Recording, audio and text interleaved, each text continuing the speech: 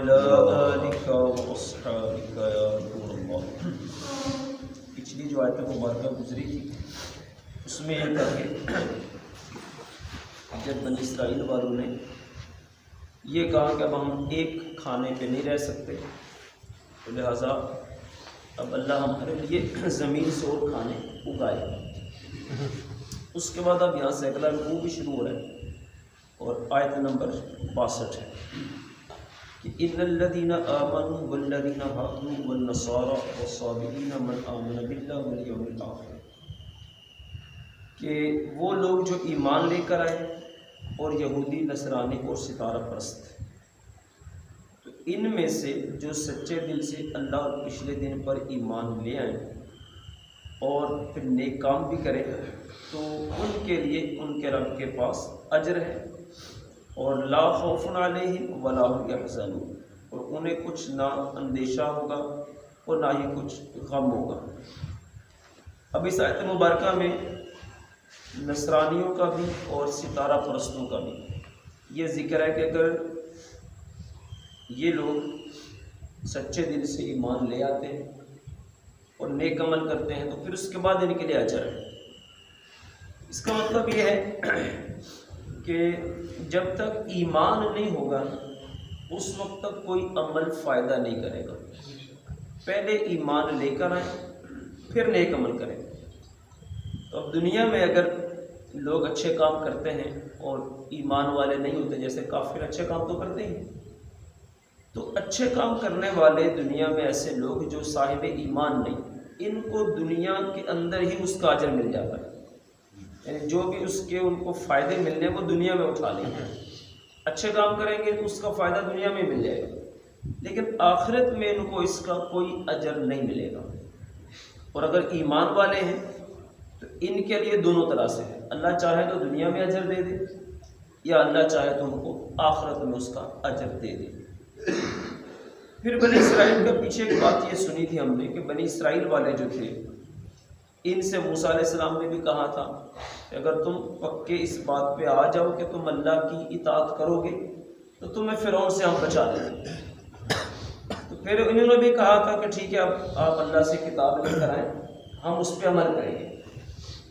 لیکن جیسے ہی موسیٰ علیہ السلام کتاب لے کر آئے تو پھر انہوں نے ماننے سے انکار کر دیا، پھر کتاب پہ عمل نہیں کرتے تھے۔ تو اب پہلے تو یہ ہوتا ہے کہ اللہ جب کسی کو کتاب دیتا ہے تو پہلے ترغیب ہوتی ہے، ڈرایا نہیں جاتا کہ ٹھیک ہے عمل کرو، تمہیں اس سے ثواب ملے گا، تمہیں اس کا اجر ملے گا۔ لیکن جب بندہ نہیں مانے گا تو پھر اللہ جل شانہ پھر سختی بھی فرماتا ہے۔ اور یہاں کیا ہوا بنی اسرائیل کے ساتھ، وَإِذْ أَخَذْنَا مِيثَاقَكُمْ، اور جب ہم نے تم سے عہد لیا تھا کہ بھائی کتاب تمہیں دیں گے اور تم اس پر عمل کرو گے، انہوں نے کہا ٹھیک ہے ہم کریں گے۔ پھر جب نہیں مانے تو وَرَفَعْنَا فَوْقَكُمُ الطُّورَ، پھر ہم نے طور پہاڑ کو تمہارے اوپر ایسے کھڑا کر دیا، اور پھر کہا خُذُوا مَا آتَيْنَاكُمْ بِقُوَّةٍ، اور جو کچھ ہم نے تمہیں دیا اب اس کو پکڑو، اور وَاذْكُرُوا مَا فِيهِ لَعَلَّكُمْ تَتَّقُونَ، اور اس کو یاد کرو اس امید پر کہ تمہیں پرہیزگاری ملے۔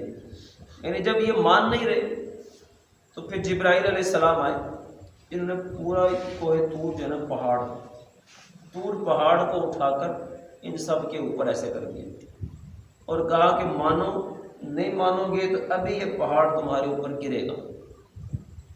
پھر یہ لوگ سجدے میں گرے اور یہ سجدہ انہوں نے گال پر کیا ایسے کر کے، اوپر دیکھ رہے تھے کہ پہاڑ نیچے تو نہیں آ رہا۔ تو آپ بھی اگر آج بھی دیکھو گے تو یہودی لوگ ایسے گال پہ سجدہ کرتے ہیں، اور یہ اسی طرح ہے، پچھلی بات کو دہراتے ہیں اصل۔ تو ان کو یہ کہا اس وقت اگر اب بھی نہیں مانو گے یہ پہاڑ تمہارے اوپر ابھی گرے گا۔ بہرحال پھر اس وقت یہ اطاعت پر وقتی طور پر راغب ہو گئے، لیکن عادت سے مجبور تھے، بعد میں بھی پھر دوبارہ اسی کام پہ چل پڑے۔ تو یہاں دو چیزیں تھیں، ایک تو یہ تھا کہ پہلے تم مانتے ہو، مانگتے ہو کہ جناب اللہ ہمیں یہ دے دے، اللہ ہمیں یہ دے دے، ہم یہ کریں گے، اور پھر بعد میں جب باری آتی ہے تو پھر کچھ نہیں۔ اس کو یوں بھی سمجھ لیں کہ آج کل ہمارے یہاں بعض لوگ جب پیسہ نہیں ہوتا تو کہتے ہیں اللہ پیسہ دے دیتے، راہ میں خرچ کریں گے، بیمار ہوتا ہے تو اللہ صحت دے دے، میں بڑی نمازیں پڑھوں گا، بڑا تیرا ذکر کروں گا. پھر جب پیسہ مل جاتا ہے تو پھر سنبھال کے رکھتے ہیں. پھر اگر کہا جائے کہ راہ میں خدا میں دے دو، کوئی زکوٰۃ ہی دے دو، پھر زکوٰۃ بھی نہیں دیں گے. صحت مل جائے تو پھر کہا جائے کہ ٹھیک ہے اب کوئی اللہ کی عبادت کر لو، نہیں اب مسجد میں آنا بھی نہیں.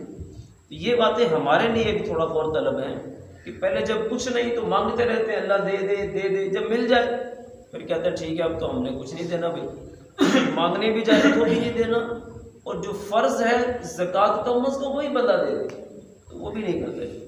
تو پھر یہ ہوتا ہے، پھر ایسے اوپر پہاڑ کھڑا کر دیا جاتا ہے. اب یہ کرنا نہیں کرو گے نا، اب یہ پہاڑ تمہارے اوپر ہی گرے گا. اللہ تعالیٰ ہم سب کی اصلاح فرمائے. الحمدللہ رب العالمین والصلاۃ والسلام علی سید المرسلین.